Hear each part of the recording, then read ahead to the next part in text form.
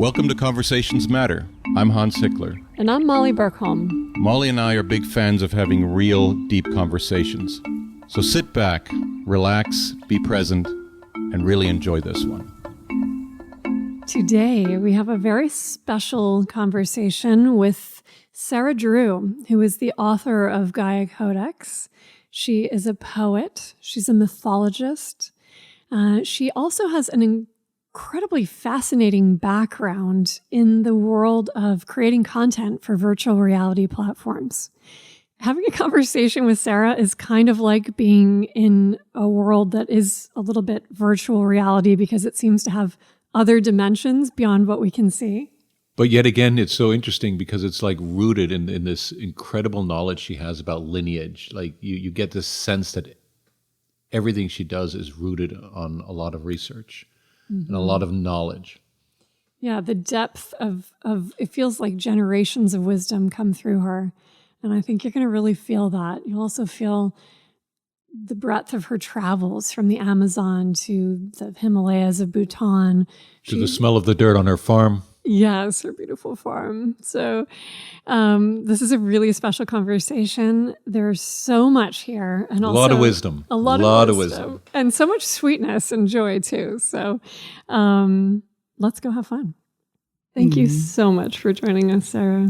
Oh, I'm so glad to be here. And it's really interesting just experiencing both of you right now through, I'm closing my eyes, and through sound only. You know, what our voices sound like, what the vibration is. And, they have this new television show on Apple that's coming up where it's set in the future.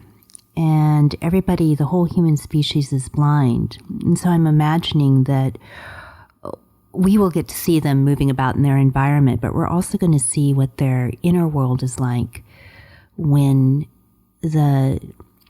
sight is not there, but all the other senses are enhanced. I work with a social entrepreneur. She teaches blind people photography. And they go all around the world on these. You would not believe the photography that these people do.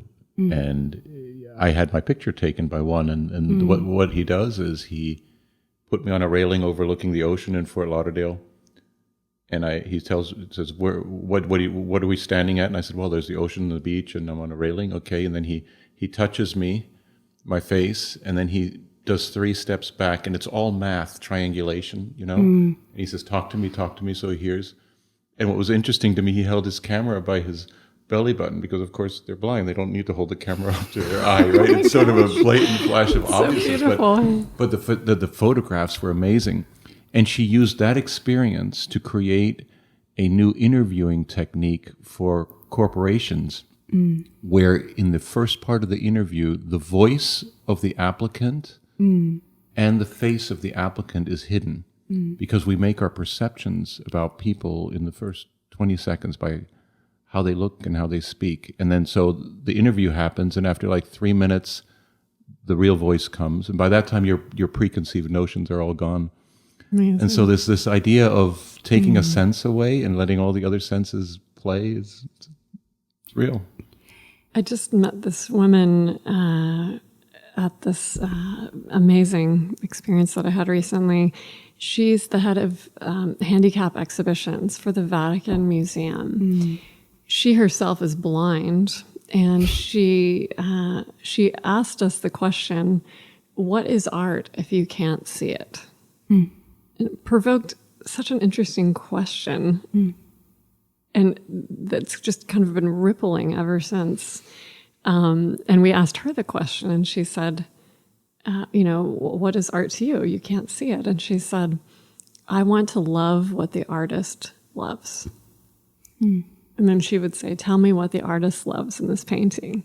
And the way people talk about the painting is entirely different when you talk about what the artist loves than when you talk about the act. If we were to just say, describe this painting to me, you might start listing things, but that's totally different than, what the artist loves. And then she said, now touch the art. Now describe what it smells like. Describe what sounds are in it. And now you're getting this room full of people giving these incredible expositions of the art. And she said, now this is my work. Now, and it was, we were all crying at just the beauty of feeling the world that way. By the way, we totally didn't plan this introduction, but somehow it feels like the perfect introduction to Sarah. Why is that, Molly?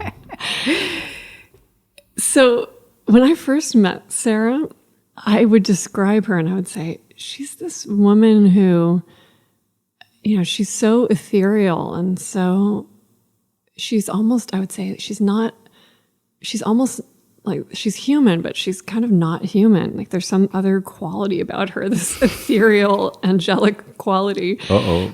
And it was so funny because now that I've known Sarah for years now, amazingly, that is all still totally true and then some.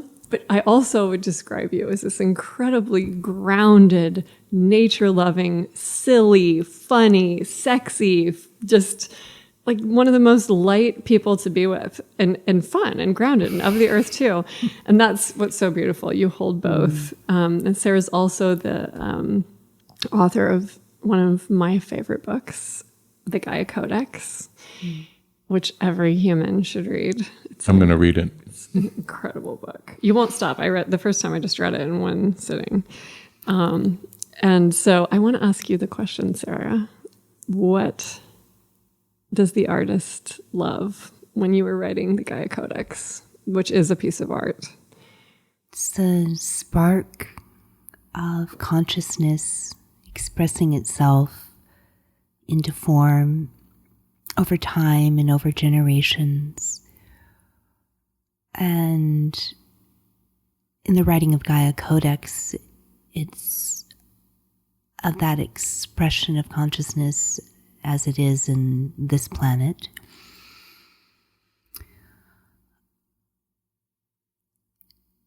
It's the first line in the first chapter of the Gaia Codex goes into, we are everything and we are nothing.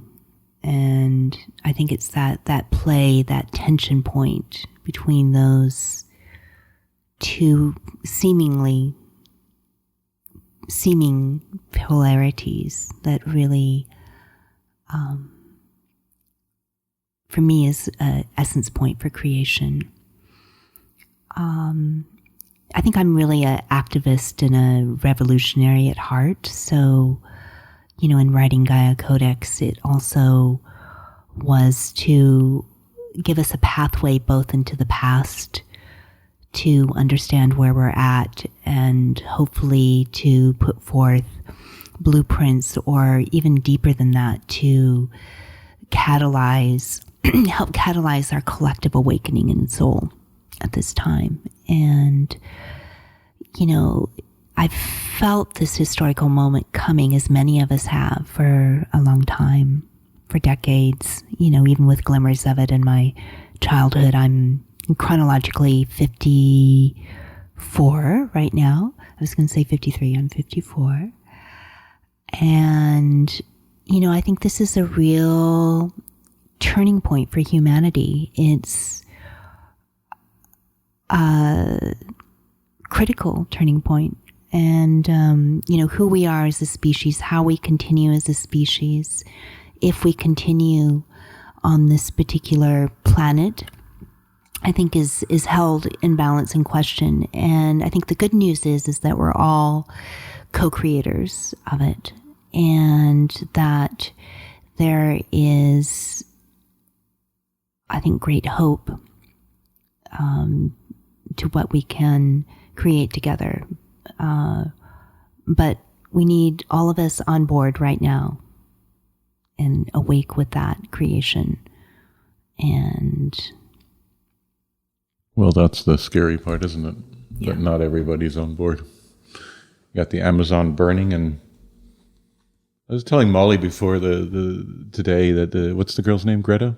Mm-hmm. Greta Thunberg. She did an interview with Bill Maher, I think it was, and he asked her, I said, what's the difference about your giving your message in Europe and coming over here? And she goes, here we're arguing about whether climate change is real or not, whereas where I come from, it's a fact.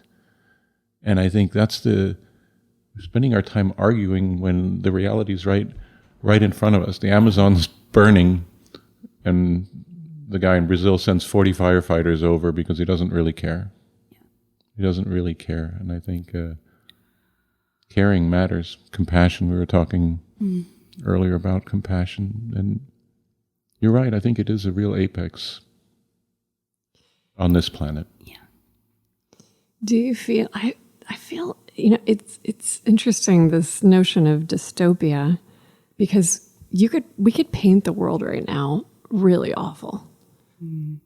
There are so many horrible, awful things happening, and environmentally, politically, socially, it's scary. I was at the Venice Biennale, and the entire thing, it's called May You Live in Interesting Times. And it's kind of this paradox of interesting times means, what is interesting? Interesting isn't just when life's humming right along and everything's unicorns and rainbows. Interesting is having challenge. And so we have that dystopic view that we could take, but then at the same time, I have never, and maybe it's just where I'm at in my life, I've never before seen people working together, desiring consciousness. The fact that the military is paying us to teach people how to teach yoga and meditation still freaks me out slightly, to be honest. And I'm so unbelievably happy it's true that we can teach in corporate environments, that you can write your book and have it so beautifully received by the world who is so thirsty for the wisdom in those pages because we want to live it. It's like the darkness reveals the light. It like forces you into it. You said ideas come from suffering, right? And life is cyclical, right? It replenishes itself. You burn a forest and new life comes from it. So I think we sometimes see the destruction, and there's life around it all. There's hope. And what is the book about? Well, I just want to I'll answer that in a sec, but I just want to continue on that riff. I think, one of our key things, growth potentials right now, is to not be so myopic, right? Because I think it can be, whether individually or collectively, we are, as you were saying, we were just seeing what's in front of us. Where I think, can we become a civilization? Can we become a species who, not just the philosophers, but the general populace, is looking at wide view, looking at the full cycle of life, understanding that, there is birth and death and regeneration, and there's lightness and dark. And I think, to kind of speak a little deeper to what you were saying, I think it's important to embrace the shadow, the pain, the dystopian tendencies, the death-inducing tendencies that we have collectively created, and not to externalize it outward. But it's also important to hold these seeds, as you're saying, to what the future can look like. And I was with my husband, Dalamanya, when we were, he executive produced The Last Dalai Lama, Mickey Lemley's film. So we were in a small audience with His Holiness. And there were 6 of us in the room for a couple of hours. And at one point, he turned to me and just kind of broke interview and asked, do you believe there's hope for humanity? And it was more transmission than, because it was just like, it came in and I found myself saying, yes, I believe there's hope for humanity. And I felt like it was him also reflecting back the hope in this case that he holds, or that potential for us to hold that frequency. And then from the pure energy of the frequency, all the ideas that are constructive around that. And I think there's so much of it out there, right? People are coming together. People have ideas for how to create regenerative land-based culture. So yeah. Could I say one thing? Yeah. Because that what you just shared is so powerful. If we can all ask ourselves the question, do you believe there's hope for humanity? Because when we live in dystopia of everything's bad, we're all going to die, we feel hopeless and we don't feel inspired to get up and create change. I think it's even different than that. They say with this new revolution, digital revolution, artificial intelligence and automation and robots, that there won't be jobs for people. And there's a good sort of theory about that we will all have much more leisure time. In other words, our economies, may not be a bad thing if we don't have to work as much and are actually able to spend time on positivity, on leisure, on how the mind opens up when you have leisure, right? And I think, these moments, you had 6 hours with the Dalai Lama. Imagine if we had, all of us, 2 hours a day where we're actually just being positive and accepting and thinking about how the collective can be more productive, more wholesome, right? So I believe there's a lot of hope, and I think there's a reason for everything that happens. And that hope, I would think too that hope is you're a total change maker. I mean, I would describe both of you as change makers, and some of that has to come from hope and faith. Totally. Just to take one step, what happens if you have a culture who has 6 hours a day of free time? And, we look at other indigenous cultures, like the Achuar, many indigenous cultures where, there was different proportions of time that were actually spent in the day-to-day activities. There was hunts, there was, we could be sitting around skinning the hides or weaving, but there was also a larger amount of time given to ritual, a larger amount of time given to initiation.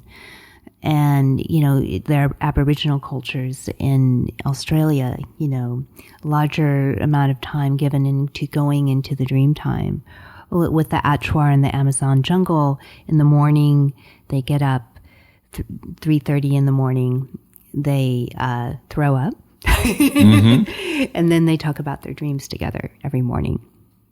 So we have bought into this idea that the wage slave, the wage laborer is the rightful, righteous living. And the way that you're a good person is very tied in this culture. Yes. That puritanical thing. Productivity. Productivity, right. We were just hosting here Julia Kim, whose work is around, she's from Bhutan, working in Bhutan around gross national happiness. And, many of you listening have probably heard that about the concept of gross national happiness. It's where instead of GNP, it's gross national happiness, and with, I think, 12 different sectors, of what brings whole life instead of how much we're producing every year for stuff that we don't need more of. It's an incredible concept if we can value that as the metric. Yeah. Well, I read a book called Running, where the guy researched running and why people get injured. And there's a tribe in Mexico, I think, Central America. These people run for 2 to 3 days, and they are in this. They have these sandals with the gladiator straps, and they have these balloony short pants, and they run, and they get into this state, and that is as much a part of who they are than anything else they do. They run, and they get into this. And from the small age, the 6-year-old kids are running 8 hours, and It's incredible. Oh, he brought them up he brought them up to race the ultra marathoners, and they beat the best ultra marathoners by 4 hours and didn't break a sweat, smiling all the way. It's a 24-hour run through the mountains or through the Mojave Desert, wherever they do these ultra marathons, and these guys are just running happy and blissful. Sarah, you're such a scholar of ancient cultures of India, China, Greece, Serengeti, Amazon, Celtic, and I know they play a major role in your writing too. When we study these ancient cultures, there's so many common threads that begin to arise. Things like what you just described, where kind of the limitations we put on the self aren't as real. You know, that we have this imposed belief system that we think this is all we can do. But in reality, we have so much more potential than that. I think there's different, you know, as we've discussed many times, and I sense hearing some of the guests that you're having on your podcast too, it may be coming up a lot, but, you know, that place where the veils between the worlds are thinner, and what is understood to be the dreaming or the dream world and the real world or the material, going back to the beginning of your introduction of myself, which I thought, oh, that's actually pretty apropos, because I feel a lot of this particular lifetime and incarnation has been around understanding, again, that pulse point between the matter and spirit, you know, between the etheric and form. And in some cultures, that veil is seen more as a continuum instead of two separate things, which I think we've placed it. And, you know, over time and learning and evolutioning Should be a word. myself. I tend to experience it more as a continuum as well. Yeah, you know, like the Tibetan practices, right, of where they have, I'm forgetting actually the correct term for the dreaming practices, right? But the training is that you're going into lucid dream states in the night so that you can actually help navigate more freely in the world and actually work with the magic and work with ultimately self-awareness if you go beyond the cities of it. And the maps that so many of these cultures have, like the Celtic underworld or the Egyptian underworld or the Tibetan Book of the Dead, of understanding what supposedly happens to you, quote unquote, on death. But part of those teachings are really to understand how the psyche and the consciousness work, and to understand how, in essence, we can die and be reborn in an incarnate body, right? And I sense all of us sitting here at this table in Manhattan have gone through these life death. I mean, I know you have, Molly, right? You know, where you've had an experience in your own personal life where you almost physically died, and then there was a whole rebirth, and I sense, just looking into your eyes, Hans. I've had several of those instances. Yeah. Several of them. And they saw so much power in that. They saw there was power and meaning in those experiences in a way that we often perceive them as the problem. We have such a fear of death. I think it's changing, but I think we have such a fear of death in this particular culture. You know, in this culture. Yeah. Other cultures have less, I guess. Huh? Yeah, I think we're terrified of But aging. it's interesting because you've studied these cultures, and there's so much similarity. We focus on the differences in people, and, you know, differences in religion, differences in philosophy, but there's so much. You've taught me a lot of that, Molly. You know, this is like this, whether you walk into a church in Israel or whether you walk into an ashram in India, you feel the same thing, because it is the same thing. And yet we tend to create borders everywhere we go. Walls and borders, walls and borders. I was, talking this morning with a friend of ours who's staying with us, John Perkins. He's the author and co-founder of the Pachamama Alliance. And it seems, and this was me speaking, but it's also what's taught in so many of these traditions, is if we can understand the essential interconnectivity of all life, all consciousness, all beings, it becomes very difficult to start to other, you know. And we all maybe do it to a certain extent, but really too, there's so much othering that's happening in this. And, you know, if there's children that are being imprisoned at the border, how are they not your children, even if they aren't physically your children, you know? Totally. Or if the rainforest is burning, how is that not of concern, even if we're up here in North of America, And so I think we're hopefully it's one of my prayers is we have one of these miraculous shifts when it just clicks in with a lot of people of understanding that. I think the young people get it. What are they? The latest one is what? The millennials came after Generation Xers or before? Millennials, Generation Z, like mine. I have a lot of faith in them. I think they're the first ones that decide where they want to live, how they want to live, what products they want to buy based on a value system. Early. Many of us took many years to get wise, but there's a wisdom that comes out of necessity, I guess, right? I was just hearing this amazing story of the Parsons School of Design here in New York, that it used to be, 15 years ago, that when they would have to do design projects, they would design things, utilitarian, regular things. And now they're designing in a whole, or they would design beautiful things that didn't have any utilitarian purpose. But now it's, they were talking about, okay, yeah, so here's a walker, but my grandma's super stylish. I wanted to have a super cool, artistic walker, one that she would feel excited to move out into the world in. And, all these stories of creating things that solve problems or that bring happiness or joy, that we're not just limiting ourselves. Our capacity is expanded for what we believe is possible. My favorite is vertical gardens. Like they create oxygen. They're beautiful. I go to Sao Paulo a lot, and I saw it like they were just these little planters in walls along the highway. Thousands of little planters with seedlings, and now 3 years later, it's gardens, vertical gardens, and it's good for the ecology. It's good for the environment. It's beautiful.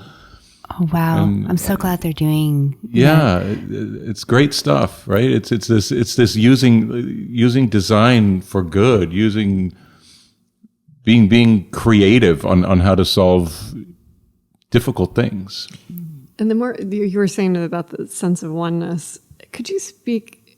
It's because I think when we feel that oneness, we can't hate, we can't hurt, we can't wound. When we feel connected to the earth, we want to care for the earth. When we feel connected to people, we want to care for people. Like we feel connected to our family, we care for our family. But can we extend that out across the border to the people in the Bahamas whose homes got wiped out by hurricanes, and to the people in the Amazon, and to the animals in the Amazon, that species are going to be wiped out? Like, how can we extend that web, stay connected to that sense of hope and wholeness, but at the same time hold space for the suffering that's happening, so that we feel proactive and at the same time are letting ourselves feel the reality? Yeah. What do you think of that, Sarah?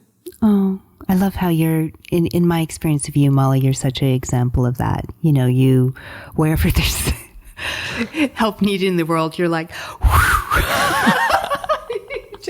as you're balancing a full, vibrant career and raising a wonderful son, solving and trauma for the military, you're like, and human trafficking, and yet when she's one-on-one with you, she's doing it with you, right? Yeah. Like making you feel better. So. Yeah, you're so immediate with that. Thank you both. Yeah. No, I think I actually think that's exactly what it's about. It's people putting themselves out there and being positive and having good energy, and it's the most contagious thing there is a smile, right? Is joy, is compassion. It's contagious. You're paying it forward. You do something for someone, karma goes. Karma goes. I think there's of course, basic, Buddhist practices of Tonglen, or, where you are taking in the suffering of others, and you can start maybe just, they have you start in baby steps, like do it for people just around you, and you take in their suffering, you see it as kind of a dark smoke, and then you breathe it out as golden light. And as you're doing it, you also say the prayer that little bit that's being healing right there can ripple out, to all other beings that may be feeling something similar. And in this practice, then you just begin to expand the circle out. Then maybe it's, your neighbors, or maybe if you feel really brave about it, you can do the people in your city. And then they have different ways of approaching, and maybe, this, like you said, there's a whole generation of people who just feel like, oh my God, and you can feel this. People go, I feel the suffering of the indigenous people. I feel the suffering of the beautiful trees that have, a rainforest that's been there for 80 million years. I feel the suffering of that. I don't need to practice on my sister. Or maybe you do need to practice on your sister. Embodiment of the burning. Yeah. Yes. It's I still want to know what the book is about. Oh. For our listeners. Yes. And I'm going to read it. Tell us what she is about. Yeah. So the Gaia Codex is about an ancient lineage of women that through the rise and fall of cultures have held regeneration codes for the planet. And in this mythology, and in this story, when there's times of suffering, when there's times of environmental and social strife or change or transmutation, these women come together and help birth the world anew. So that's the larger context of the story, but it spans across time. And the roots of these women go back for tens of thousands of years. We don't know the exact origin point, and they stretch forward into the future. And the book has that arc of this long period of time of the feminine wisdom lines and how they have expressed themselves on this planet. And the story goes through the eyes of a young woman in her late teens called Lila Sophia, which means the divine play of creation is Lila or Lila in Sanskrit, and Sophia, wisdom. And it's about her journey. It's her heroine's journey into connecting with these sisters, and also into finding out the secret sauce, the secret destiny, the truth of her soul. And part of that is something called the Metamorphosis Project, which is a mixture of alchemy and science, where she has the ability to shapeshift into different forms, which in essence is kind of a form of very embodied biomimicry, where you're able to actually connect with all different life forms on the planet, and through that beginning to understand and starting to build that mycelial network of interconnectivity that I feel is so essential for us as a species going forward.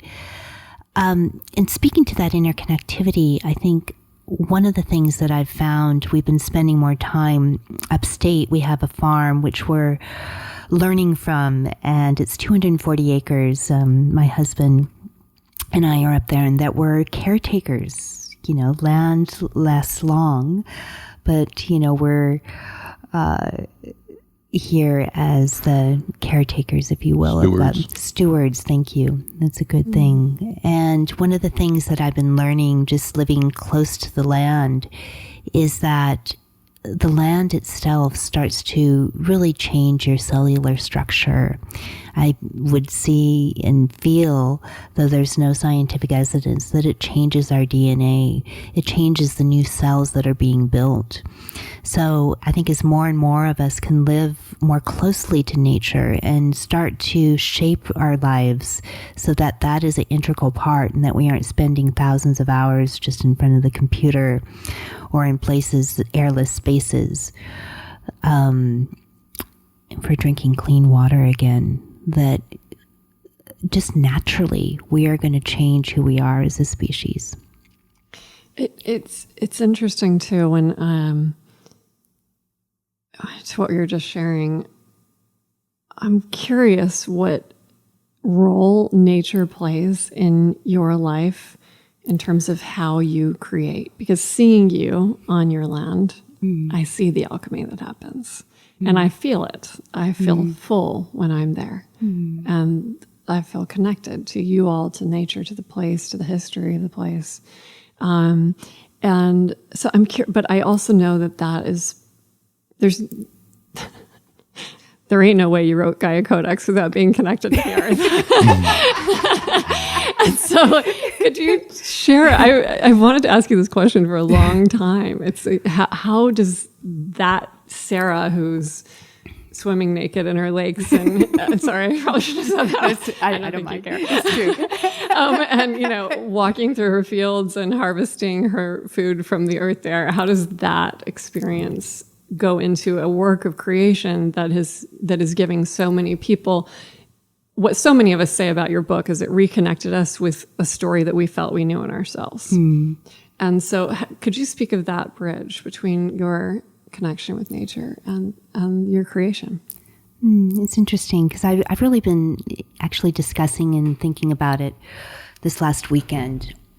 And I would say present tense, and then I can go back to when Gaia Codex was created, that now the rhythm is writing, and if it's summer, going out, writing for a couple hours, then going out and doing gardening, being on the earth, and really grounding the more, the word etheric is coming, but it's not quite, but the stuff that is coming down, which is consciousness, ideas coming into the form of words, which is very magical, words on a page, right, or words on a screen. Grounding that in actual contact, and often the manual labor that's involved. Looks like manual labor, but she's connecting with consciousness.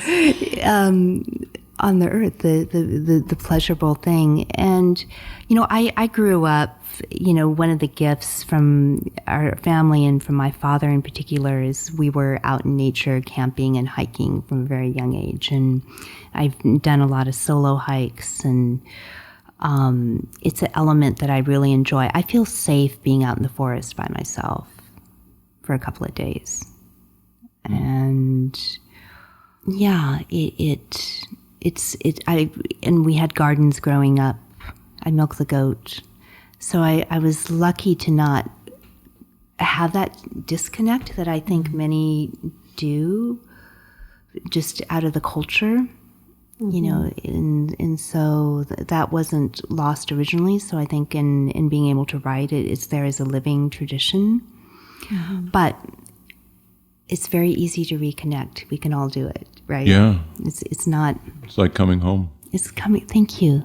That's it. Thank you. I used to have a place in the mountains, and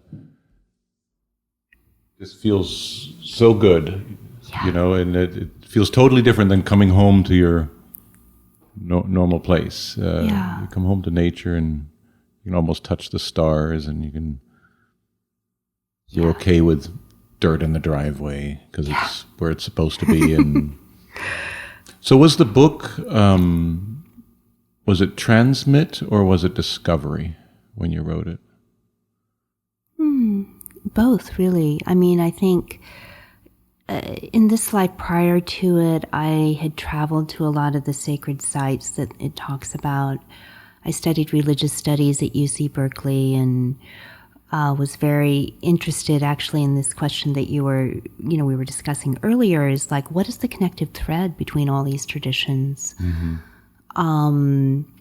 There was a lot of research. I'm a research junkie. I mean, I can just kind of, when I'm starting in the process of writing a new book now, and I could just spend a lot of time researching for quite a while. Yeah. Sarah on her front porch at the farm with her stack of books. Yeah. So, there's a lot of research on that. But when the writing actually came, I mean, a lot of time the process would be, I would get something, I'd write a whole, like the preamble to the book was written maybe 13 years before I actually wrote the book. Sat down in seriousness to write the book.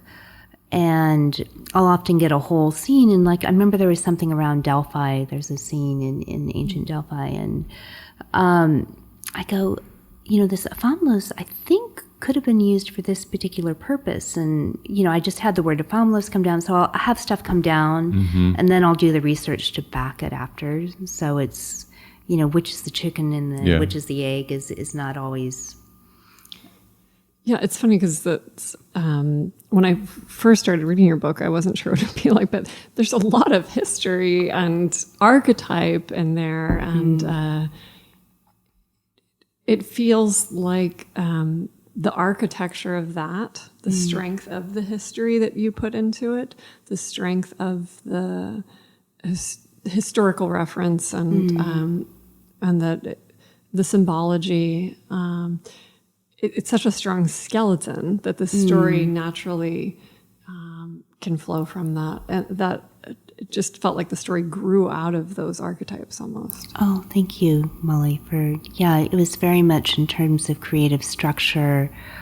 We may have talked about this before, but it was interesting to me how it came out, that it was more of a blueprint or a template that came very early of what the architecture of ideas and historical reference was. And from there, I actually crafted a narrative. And, it took some time, and this is more into craft for those who are interested in that, crafting the actual heroine's journey arc through that information, if you will. It was the way I came about it. I was giving a talk at Google, and, after I finished the talk, there was a woman raised her hand. She goes, you could have wrote this as nonfiction, right? And I go, well, maybe. But I really wanted to have our readers, allow them to use their imagination, allow their soul to interact it without having to kind of check, is this true? Is it not true? Is this, I wanted that gift that fiction can also give us to help us both imagine into the past and the future, but also into ourselves. And a lot of readers will say, oh, Lila Sophia is me. And which was really a gift to have that, because it wasn't apparent to me, what is she, does she seem very particularized? And, it's a mythic story. So. Well, we need those symbols though, because I feel you were saying the rites of passage and the initiation, we don't have those anymore. Most people don't have those. I think certain faiths and cultures do more so than others, but in general, we don't have them the way we used to. And in the same way, we used to have the myths, the gods and the goddesses, and these stories that were passed down from parent to child. Those stories had a life force to them. And when they were imparted, they gave people purpose and meaning and inspiration. What, you mean more than a YouTube video? Yeah, more than a YouTube video. But what ended up, I feel like what stories like your story have done, and also I would say stories like Wonder Woman, the movie, when I saw the film, I'll be honest that it was like I was watching it with my family. I was up in Michigan, and my son was there, my two nephews who are 13 and 10, and my parents and my sister Inger, who's one of my best friends, and her husband. We're all sitting there, and the opening scene of the Amazonians comes on. And it's like these beautiful, if you haven't seen it, see it. It's these beautiful women on horseback, and they're practicing fighting their craft, but so artfully and so connected and so intuitive and so meditative. And I started bawling. Like I just started crying, and the kids look at me, and my family is not so, into all the spiritual things I am. They look at me and they're like, why are you crying? It's the beginning of the movie. Nothing's happened yet. And I said, well, Molly's not used to seeing a lot of movies. True. I'm still stuck on the fact that you watched a movie. You know me too well. So maybe that's why I was crying. It felt so good to watch a movie again. That one was so great. I'm going to watch Spider-Man next. I have no idea what I've been missing. You're going to cry about Spider-Man, I guarantee you. Oh my gosh, I probably will.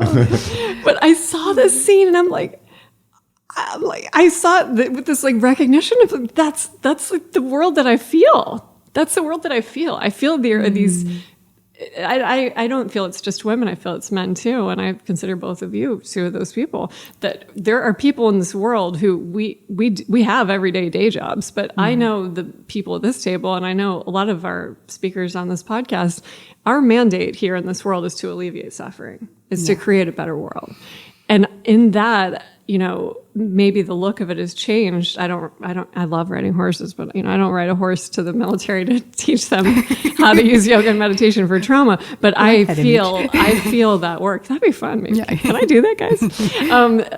I feel that. I felt that sense of there's those of us who are here to do the work. And I feel, and I'm saying this out loud, even though it sounds semi-outrageous, I know, that there's many, many, many people out there who feel those archetypes like Lila Sophia, like Wonder Woman, like Rey in Star Wars, or, and the male heroes too, that we feel Harry Potter, we feel these archetypes and we say, I know that story. That story is in my DNA. That story is in my cells. I know that story as if maybe it's a dream, but it feels just as real as this waking reality. Yeah. And I think also, again, we're at this place where we have the opportunity to really not be blind to the archetypes, but to understand them, to see them and watch how they play out in the culture. And then, if needed, reshape, and as storytellers, as businessmen and businesswomen, as speakers, whatever your craft, we're shaping, as scientists, we're shaping the story of what Earth is, what our culture is, and really understanding because we have certain archetypes that play out and that we're almost blindly playing out as a culture, as a civilization. Mm-hmm. So I think, and this is part of what's happening right now, is I think we're shifting those archetypes to new stories, right? What are some of those? What do you see in the new stories? I mean, obviously, the feminine, right, is retelling her tale, and it's being retold, and we're reshaping it. And there's also, and I hope that also for the masculine, I think our masculine. I mean, there's so many amazing men in the world, but I think our masculine archetype as a culture is ready for upgrade, right? Mm-hmm. And what is it to be a noble man? What is it to be a good man? What is it to be a powerful man? What does that look like? What does it look like for, the boys who are like your son, who are 9, who are soon be young men, this, and for women too, I think if we just start there. What does the earth look like? What is the archetype of the earth? Is it something to be plumaged and plundered and there for humans as infinite resource? Or is it something that we are there as stewards and co-creators with and part of her? To ask that question, is this a story I want to keep living? Because so many of the stories we play out in our lives are things we inherited from our parents and from our grandparents. And to ask the question, does this belief system work for me? Is this belief system creating a better life for me? Is it creating more love in the world? Is it creating a better place, a better home, a better workplace? And to play that out, and it doesn't have to be ethereal. It's very practical. It's very, very practical. Do you find that a lot in your work, that you're, when you're working with trauma, people who have experienced trauma, that it is shifting that inner story? Is that 100%. And I can tell you personally that's true. And I can tell you I've worked with thousands and thousands of people with some of the worst traumas that a human being can experience. Like, I keep thinking I've seen the worst, and I keep seeing even worse than the worst. Every trauma retreat I have, I see something worse. It's like amazing how it can happen. But what we know now from epigenetics, what we're seeing in these amazing genetic studies that are being done, is that we inherit the traumas of our ancestors. We inherit those traumas. They are passed down in the genes. And in this lifetime, I don't want to pass that on to my child. I don't want it to pass it on to my grandchildren. And so I'm going to do the internal work on myself so that they don't have to. And so that is in the cells. it's so interesting you mentioned noblemen, because just last night I was having dinner with Suketu Meza. We were talking about human trafficking. He's like, tell me what you're working on in trafficking. And I was telling him, and he said, I read something recently and I thought you'd really like. And I said, what? And he said, I read this thing that noblemen, it used to be that, he said, this is why I asked him the question. I said, Suketu, one of the things I have the most trouble with is understanding why someone would want to have sex with a child in human trafficking, which happens in every city all over the world, by the way, every day. 24 million slaves, according to the UN, in every one of our towns. Why would someone want to have sex with a child? Could you please tell me that? And he said, I didn't tell him the whole divorce story. He said, unknowing of any of that, he said, because that is the story that's been lived for thousands of years. He said that the virginity that was coveted, that purity. And he said it used to be the nobleman in the town, when someone would be wedded, that would be the first person who would have sex with them when they got married, was the nobleman of the town. Yeah. Now, the nobleman was supposed to take care of the people in the town, and it was considered a blessing that the nobleman would sleep with your wife before you did. So I'm pretty sure neither the husband nor the wife really thought that was a blessing. Yeah, I don't think so either. I think it was a right. But the nobleman thought it was a right. Yeah. I mean, I would totally agree with you. But as it was shared, that was what was shared. And so this story now, to go back to what we're talking about, archetype, and why the masculinity needs to change, and why the story needs to change. I agree. I think men. And I want to ask you the question, Hans, like, what is the picture of masculinity you want that feels open and conscious? Well, what I'll tell you is that whether man or woman, we have to test that helicopter speech that we have in our head, that sort of defines how we work. I'll give you an example. I had a guy that would come into meetings late every time. And every time he came, he said, I'm sorry I'm late. That's not like me. And I finally said, actually, it's exactly like you. You're always late. But he's telling himself, that's not like me. So he's telling himself, I'm a punctual person. And when I'm not punctual, it's an aberration. Well, it's an aberration that happens every day. So guess what? You're not punctual, right? But we do this every day. We do this with prejudices. I'm not racist. I'm not this. I'm not that. When you really peel the onion, we have a lot of prejudices. And a lot of it comes, like you said, from our parents and from our background. But they may not be blatant, but they're very real. And they may not be real to me as the man, but they're what could be infinitesimally subtle to me can be a punch in the gut for the person receiving that subtlety. Right? So I think we tell ourselves, I'm not this, I'm not that. In my book, 50 Words, what is one of my 50 words? Chivalry. I believe in chivalry, but I'm probably not very chivalrous. I want to be, but I believe, and chivalry is not just man to woman. Chivalry is just respectful treatment of people, honor, respect of elders. We tell ourselves, we take care of our elders much better than other people in the world. It's a bunch of malarkey. I go to Brazil. You can't go into a supermarket, into a movie theater, into a hospital, in a bank. There is always a preferred line. And if there are 80 people waiting and an elderly person walks in, that's the next person that gets service. Wow. And and we sit here and say, we take care of people, and we don't. But we tell ourselves these stories. So it really doesn't matter what I think.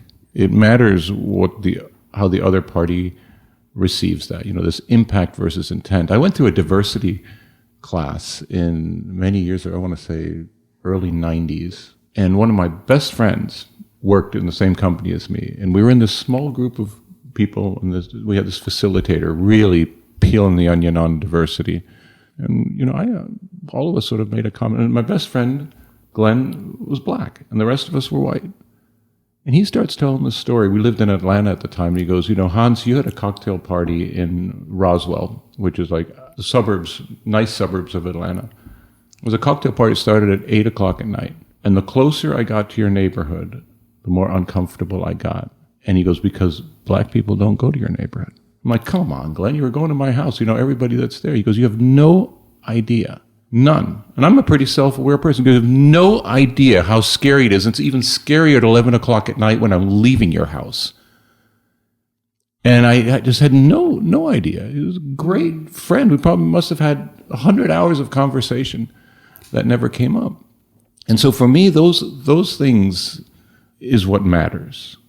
And I hate to use the word subtlety because it's not subtle at all to you, the receiver of behavior, of hints at behavior.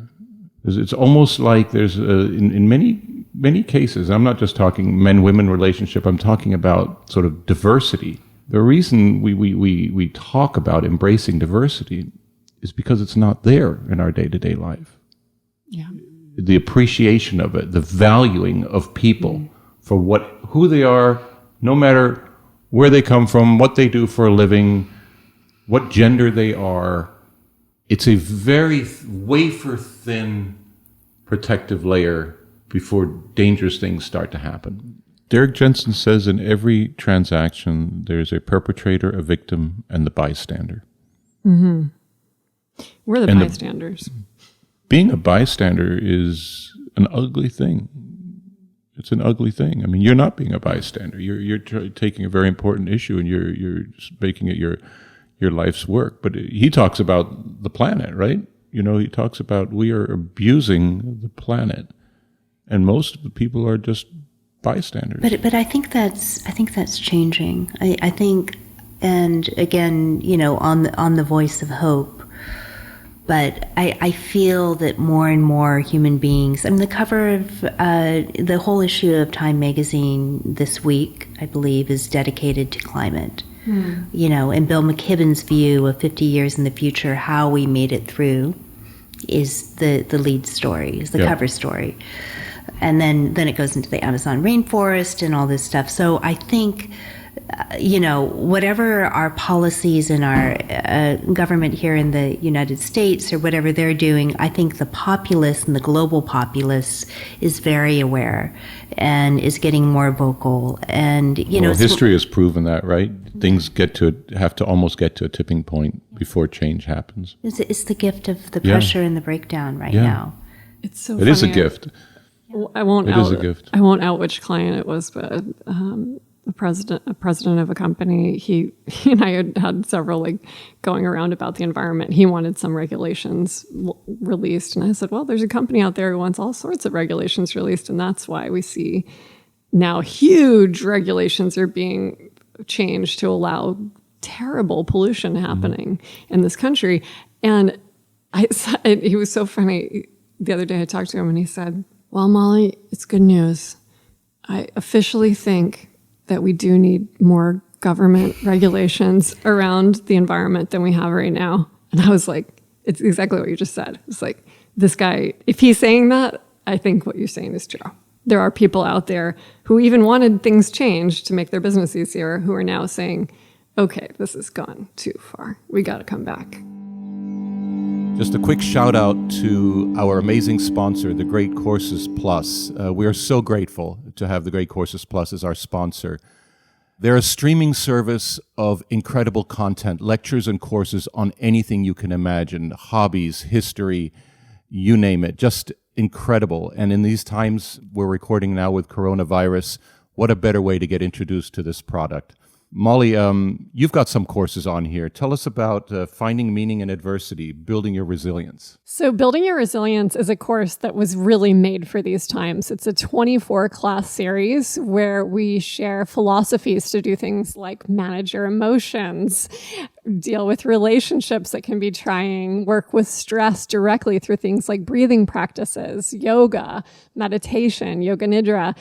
So it's really perfect for right now. It's half lectures and half practice classes. So you get the whole thing. Wow. I know you charge a lot of money for those things when you go out on the road. So for our listeners to get that online, it's amazing. I'm working on becoming a sommelier. I'm learning about wine tasting through a Great Courses Plus lecture. So all kinds of great stuff. And the amazing thing is that our listeners are going to get a free month for the entire content of the Great Courses Plus library. A free month. All you have to do, listeners, is go to thegreatcoursesplus.com/Molly. So one word, The Great Courses Plus, write out the word plus.com/Molly, MOLLY. And sign up, and you've got access to this incredible library. I think there was something, I know, Dal referenced it. I'm not remembering, but it came out 3 weeks ago, a month ago, where a number of CEOs from major companies decided that they would go forward with self-regulating on environmental full cycle issues. And it was 200 companies. I forget the name of the thing, but on their own. That's amazing, right? Yeah, that's amazing. So I think we're at this tipping point, and if it has to come through people being fearful for their lives and their well-being, that's, I mean, it's a good, if action is happening. So I've got another topic that I want to hit on. You don't want me to ask you about human trafficking anything, do you? Huh? I love how we're jumping the. Right. Enough of your big bummer over there. Let's do the whirl wheel. Let's see where we end up. Yeah. What comes next? We do that. We started with synesthetic sentience. Right. Let's see. We've hit karma. We've hit. Okay, the whirl wheel's going. The word is friendship. Friendship. Oh. What does friendship mean to you? I just want to cuddle right now. It's everything to me. It's like the most amazing gift of this life.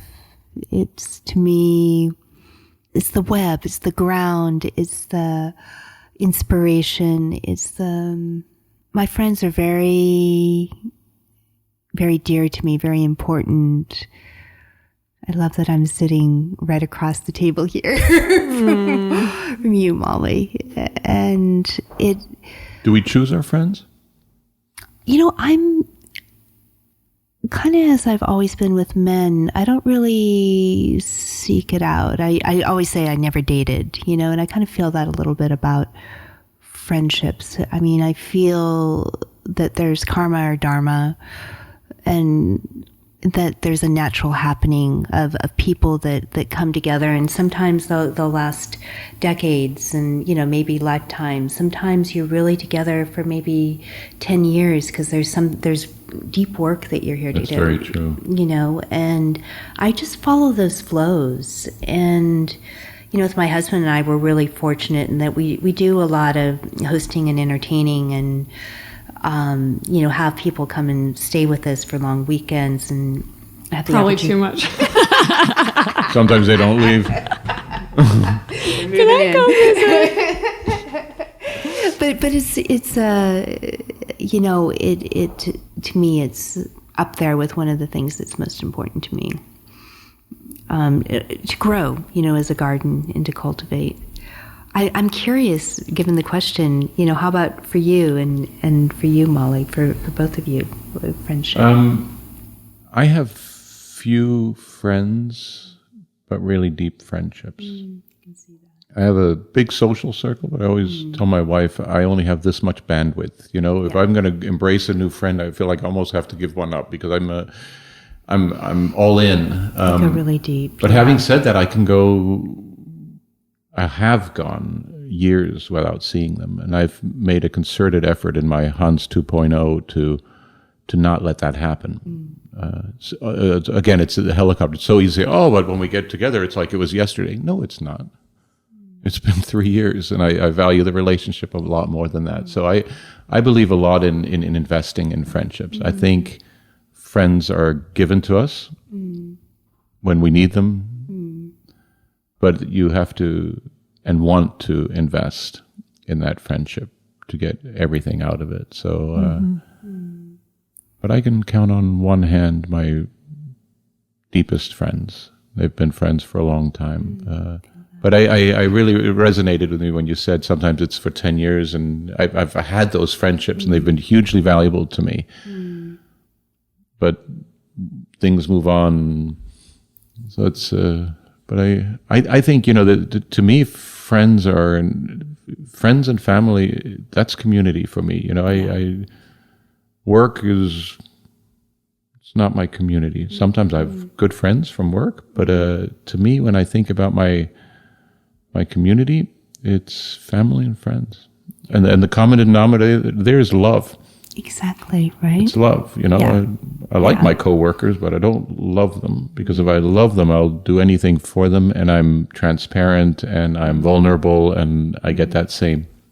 So for me, that's what real friendship is about. Otherwise, it's great social friends, great social friends. But for me, it's when you can give it all and you're getting it all. Yeah, that being present for someone, and that's when you're saying, oh, sometimes you want to break from people coming, because if people are there, I want to be present for them. I feel like it's okay. It's a communion time, to have that. When you hear what you have to say, Molly, but I also wanted just to reference back into Gaia Codex. One of the substrata of the book is really this sisterhood of priestesses that are together through lifetimes, and it's based on in a way on the Buddhist idea of transmigration of the soul and into these sanghas that can go through many lifetimes. But it explores kinship and explores love, and explores love and kinship with both. The main character, Lila Sophia, has both a male and female love interest. And then you see, the sisterhood relationships as well, and they're there as a group and as a family. But then, they're individual selves. So I lost my sister 20 years ago. So I think I tend to seek out, friends who can hold that archetypal space. I mean, probably subconsciously as I'm speaking it, and just because it's such a dear relationship, that sisterhood. Well, you have to go through everything with people you love, right? There's in the military, you've got the band of brothers. You've got, why do fraternities exist? Why do, gatherings of religions exist? It's because people have a need to relate at a deeper level, and that relationship comes with good and bad, right? Suffering and happiness, and good times and bad times, and I feel like friends. And I say friends, I say community too, but I think it's a little farther out. My friends and my family, and I'm grateful that I would say that at least my immediate family are also chosen friends. But my friends are my banks of my river. Like they got, they're the container. There's I think first and foremost, our friends are people we feel safe with. Like they're people who we feel, and if they're not, I would strongly suggest you evaluate having them as the bank of your Tip river. from Molly: if you can't trust your friend, rethink friendship. But that you have that, the bank of the river, that I can flow in that space, and inside of that container, I feel free. I can move up, I can move down, I can go deep, I can come up to the surface. And the good friends, there's a current to it where I feel like it's a creative process. With both of you, we've created things together. And I feel there's an in-breath and there's an out-breath. There's things that we have to be cognizant. You've one of the people who've taught me that. Be conscious of what you get from things too. I think it's super important. What is the in-breath I need, and what is the out-breath they need, that you all need?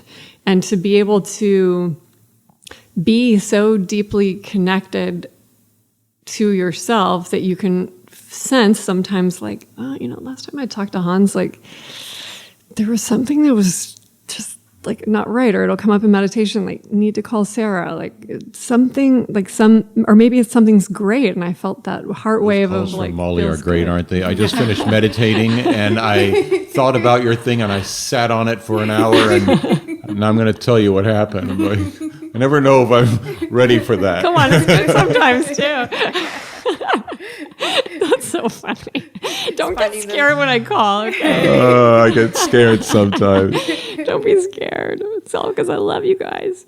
But I think that's like, and I know there's certain friends, there's certain times you need certain friends. Like, I know when I go to Sarah's, like, that we're going to give and get, like, both. And I know that I'm going to leave feeling like fully nourished, inspired, connected, loving, happy, in community. I always meet interesting people when I'm around Sarah, so the community, the friends expand. I know I'm going to get that. And with Hans, I know what I'm going to get with Hans too. Like, everyone has a different thing. Like, Right. one of my favorite things of Hans is, like, I'll come up with one of my, like, harebrained ideas, and he's like, no, Molly, just stop. Like, stay with what you're doing over here. Do not go there. Turn your head back. Like, you're going after shiny objects. And, you know, we need these people. And I think that the more we can see friendship and not be afraid to also say, I need. And I know the past, especially 5 years, there's many times when I've said, and I've said it to both of you, Being selfish is good. I need something right now. Like, something in me is not right. And I also want to totally be that for other people. And I can only be that for other people when other people have been that to me. Like, there's that holding of willing to be vulnerable. You know, vulnerability is you can't have connection without vulnerability. You got to have vulnerability first. And so to have that trust be the bank, and then the vulnerability be the willing to get in the river, and then to flow together. For, like you said, I love what you said of, like, sometimes it's short of time, other times it's a long time, other times it's for a reason. Do you have heroes? Heroes, heroines? Yeah, Hildegard von Bingen. Who? Hildegard von Bingen. Who's that? She was a 12th century German mystic, artist, musician, abbess, politician. Wow. She's who I want to be when I grow up. A Renaissance woman. Renaissance woman. Over time, herbalist. I think you are that, Sarah. I hate to tell you. You're an herbalist? Yeah, go to her house. She's like, eat this herb. So she,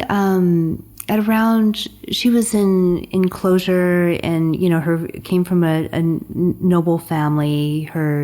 They sent her off to be a nun. You know, often one of the daughters would go off. You'd marry a couple of them off, and then you send one off to be a nun. She was the one they sent off to be a nun. And she was, you know, in closure for a long time with this other nun. I forget her name, this older woman. And around 40, she started to get bedridden, and she couldn't move. And she started to have, like, these full-on, you know, imagine being at, you know, the Sensorium or the IMAX theater, you know, full-on visions, you know, from clear as day about heavenly voices, and also this whole body, this codex, if you will, of work that she was supposed to bring down. And so she got the authorities in the church to give her own nunnery. And they were nuns, and they were in a way like modern day or ancient. It was almost like a priestess calling. She had all these compositions. She had them, you know, doing the compositions and these illuminated visions. They're called the illuminated visions. And the illuminated visions went to the music, and then she was doing these kind of herbal remedies that were like based on whole systems. She was writing to different political leaders to advise them on, you know, how they should do policy in a more peacemaking way. And she became kind of a small celebrity, and amazingly enough, you know, blessed by the angels, blessed by God himself, she was not burned at the stake. And you can just Google Hildegard von Bingen to listen to her music. It's this amazing sonic architecture, and you can see they're all mandalas, these visions, her visions that she had, and you do that. And she trained this group of young women to, and again, this was 12th century medieval Europe, so women weren't allowed to do anything. Yeah, and she managed to. Incredible. So that's my great. The priestesses, Wonder Women, Amazonians. Yeah. Found our ways in the world for so long. I think it's a good place to pause. Anything else? I just love being able to be here with both of you. Thank you. This is really an honor to be on the show, and thank you. I think people will learn something. Absolutely. Thank you both so much for having this conversation. Our podcast, Conversations Matter, is produced by Amalia Briggs. Our sound engineer is Matthew Tucker, and our amazing sponsor is The Great Courses Plus. Thank you. We couldn't do it without you.